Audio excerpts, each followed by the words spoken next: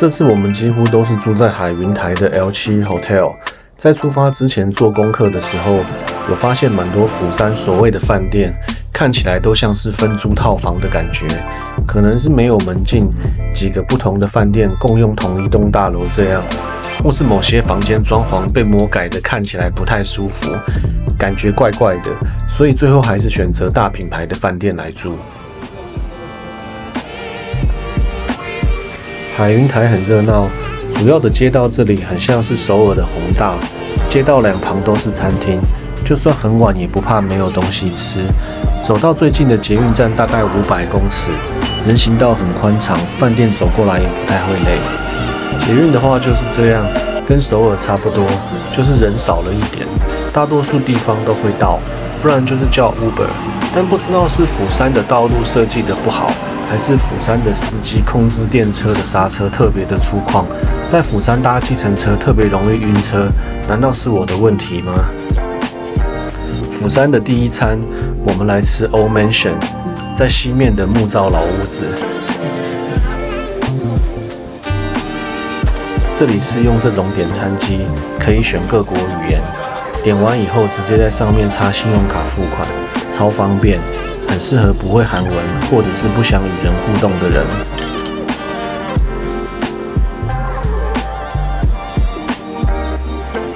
他们的肉都是表面先烤过再送上来。我们除了套餐外，有再另外点熟成的猪颈肉。韩国的猪肉很厉害，是没有猪肉腥味的，就算是油脂也不会有油臭味，甚至有种类似美国牛那种焦糖香味。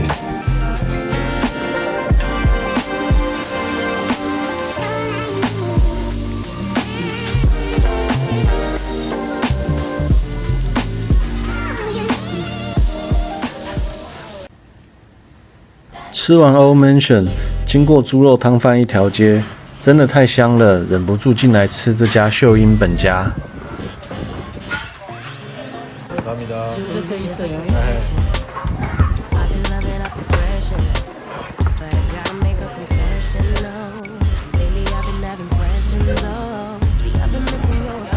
韩国人都是直接把饭全部加进去，我就是看我当天饿不饿来决定。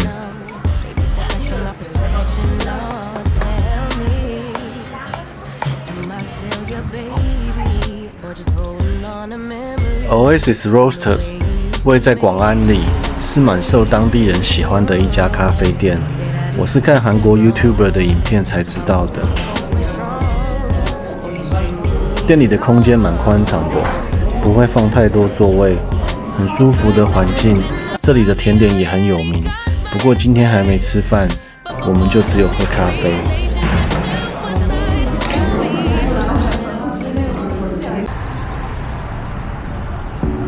喝完咖啡，沿着坡道往下走向海边。真味生鱼片就在广安里沙滩旁的路上。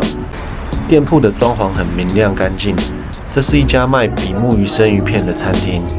韩国的生鱼片跟日本的不太一样，它是常温的，然后沾红色的辣蘸酱，吃法就跟烤肉一样，配着小菜或者是包生菜吃。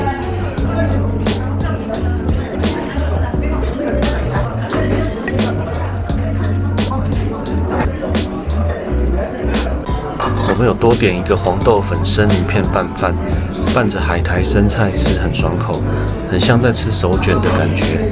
自己一个人来吃不了一整份生鱼片，也可以点这个。令人惊艳的是他附的辣鱼汤，有种马赛鱼汤的感觉，非常好喝。里面就是剔完生鱼片剩的炸鱼边角料，但要注意的是，就是很多骨头，喝的时候要留意。红炒年糕，釜山的炒年糕颜色都偏红一点，应该是个人气店家，很多韩国 YouTuber 都会来这一家，所以蛮多人在排队的。颜色很鲜艳，但不是很辣，不过位置有点偏，不太容易到达。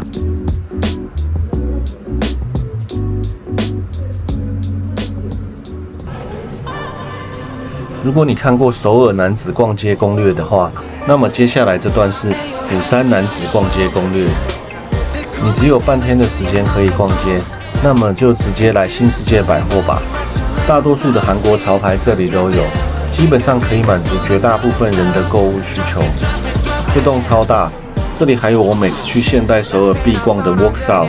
至于球鞋的话，釜山是没有 Foot Locker 的，所以这里买一买就不用去外面找了。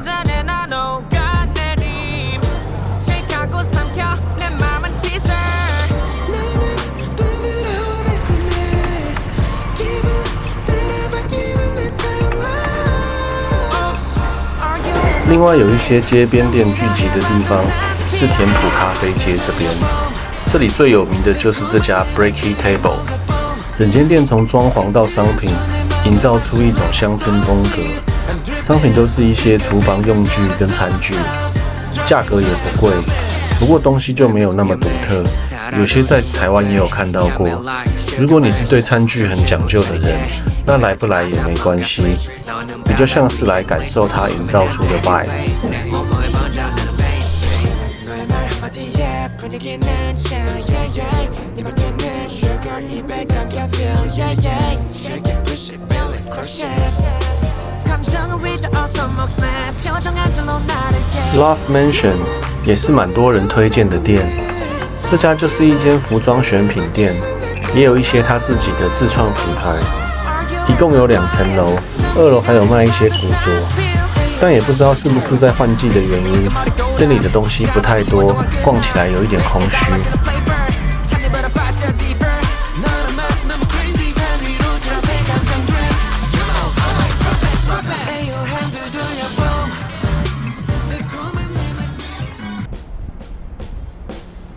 Shoot Coffee 位在田浦咖啡街这个很陡的上坡前面，这个有着小庭院的60年代别墅，作为2025世界100大咖啡的韩国唯一代表，其实座位没有很多，不过店里的客人络绎不绝，挤在小小的位置聊天喝咖啡，气氛还是不错的。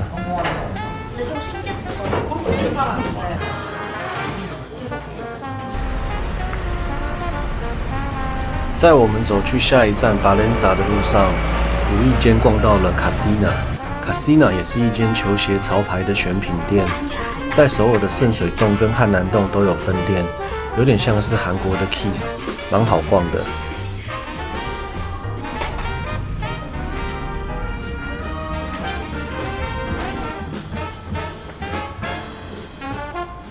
Balensa 也是一个釜山的品牌，因为它简单显眼的 logo 设计，日本人蛮喜欢的，蛮常跟日本品牌联名。在距离咖啡街不远的地方，店里小小的，东西塞得很满，看起来都是联名款式，可能是多做一些尾货放在店里卖。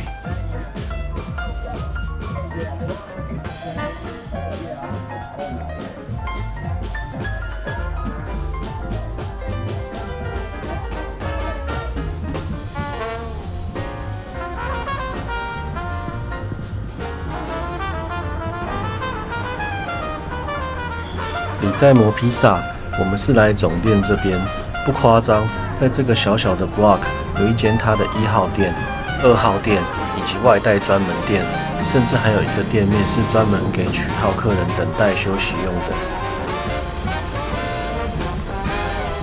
加上这附近其实还蛮多可以逛的，所以等待起来不会很辛苦。终于轮到我们进去了。店内装潢还是维持着90年代的那种披萨屋风格，不过这店里超大，店员很多，也启用机器人送餐。我们点了2个披萨，一个是最经典的口味，另一个则是随便挑一个喜欢的，还特别加价购买了它的披萨蘸酱。至于说好不好吃呢？当然是好吃的，它的饼皮跟用料都很棒。有点像是加强版的必胜客。如果我是当地人，我想吃披萨的时候会优先考虑里在磨。但如果说特别坐飞机过去的话，我可能会把这餐的胃留给烤肉或是韩牛这种传统美食。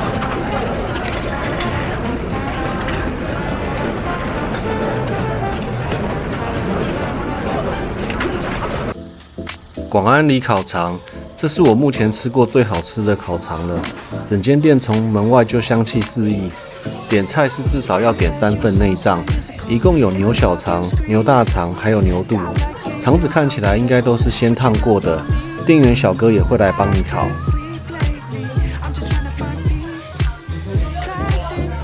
使用的内脏都是取自真正的韩牛，小肠就是粉肠，吃起来干干粉粉的。大肠的内部都是油脂，烤起来充满焦糖香气。这个是必点的，我们就点了3份。如果你是喜欢最后再吃个炒饭或面的，要先点一个牛杂锅才能点哦。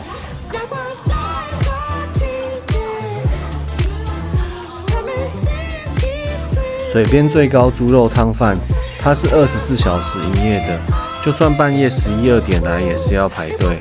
我们来的这家是总店，真的是在水边，旁边就是大海。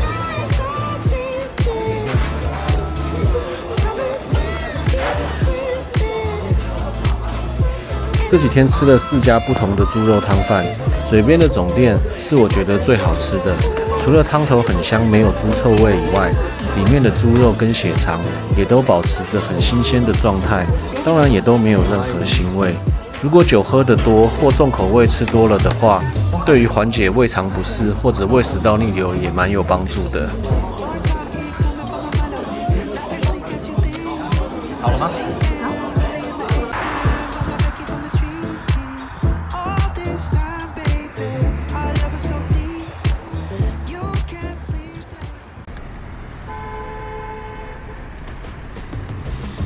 隔天中午继续骑脚踏车去吃饭。我们骑的这家可以选择里程或使用时间来计费，不用韩国手机就可以注册，蛮方便的。这栋超巨大的现代设计建筑，就是相当著名的海云台母牛肋排家的新店面。要先注册好 Cash Table 会员后，在这个机器预约后位。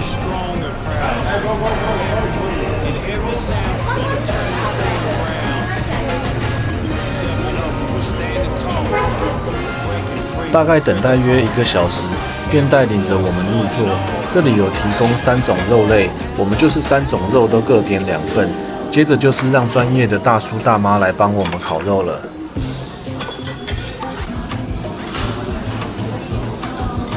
这里的韩牛都是有腌制调味的，味道甜甜的，有点类似台湾常见的铜板烤肉的味道，加上韩牛本身的香味，配着生菜吃真的很好吃。烤到最后，大妈还会给你个烤牛骨让你啃。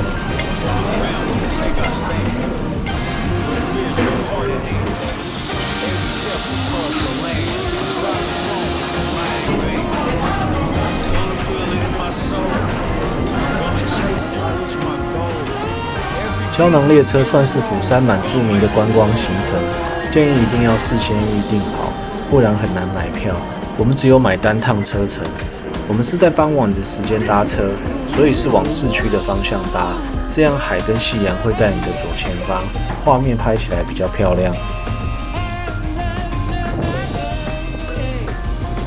单趟的车程大约30分钟，可能是傍晚，所以车厢内不热，车速不快，可能有点枯燥乏味，但就当作放空休息一下也还不错。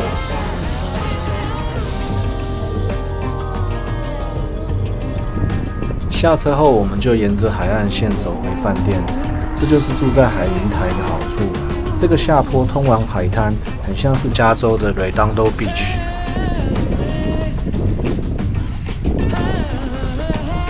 如果你要我说最喜欢釜山什么地方，就是它的沙滩海岸紧靠着城市，你可以在城市吃饭、逛街、去酒吧，过都市生活。当你想放松一下，又可以很快速地抵达海边。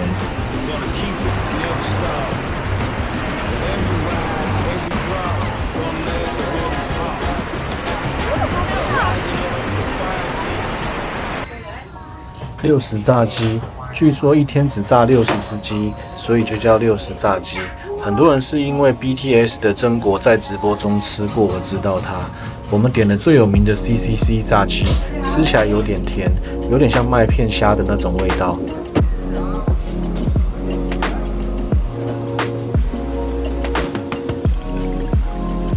作为一个血肠爱好者，真的不能错过这家店。我是看丹丹小姐的介绍，隐藏在南浦洞的一个巷子里。这里最特别的是，它有大肠包着的血肠，吃起来很滑顺，薄薄的大肠很脆，也增加了一些油脂的香气。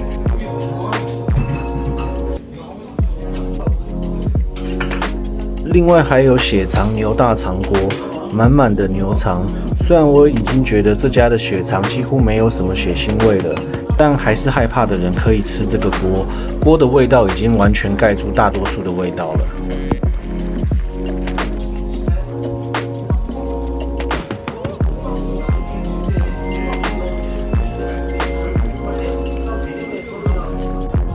Corduroy Fellas 隐藏在暗巷里的低调门口，喜欢轻松小酌一杯的，到釜山千万不要错过了。气氛很轻松，酒吧主人很好客，店里的环境很舒服简约，调酒使用的原料都是来自当地或附近地区的农产品。最近几年很流行这种 Bar to Farm 的概念。蜜阳家猪肉汤饭，这是我这几天吃的第4次猪肉汤饭了，位在富平罐头市场里面。这个市场蛮像首尔的望源市场。蜜阳家的味道偏清淡，不过它有加辣在里面，就变得蛮辣的。不吃辣的记得要先挑掉。一样是在罐头市场内，还有这家 Milga Bakery， 据说 New Jeans 也爱吃，那作为伯尼斯的我一定是不能错过。想不到真的是蛮好吃的，黄豆粉跟艾草的清香，搭配奶油和红豆馅，口感也很丰富，蛮值得跑这一趟。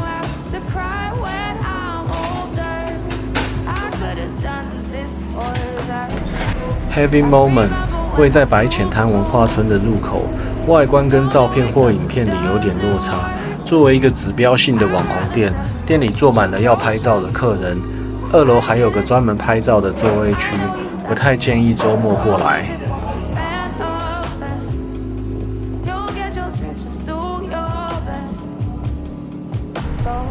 白浅滩文化村其实景色不错，不过就是太热了，但可能被营造成一个观光客打卡点。店家卖的东西都跟台湾的老街差不多，如果不喜欢这种风格的，可以直接避开，不来不会觉得可惜，请放心。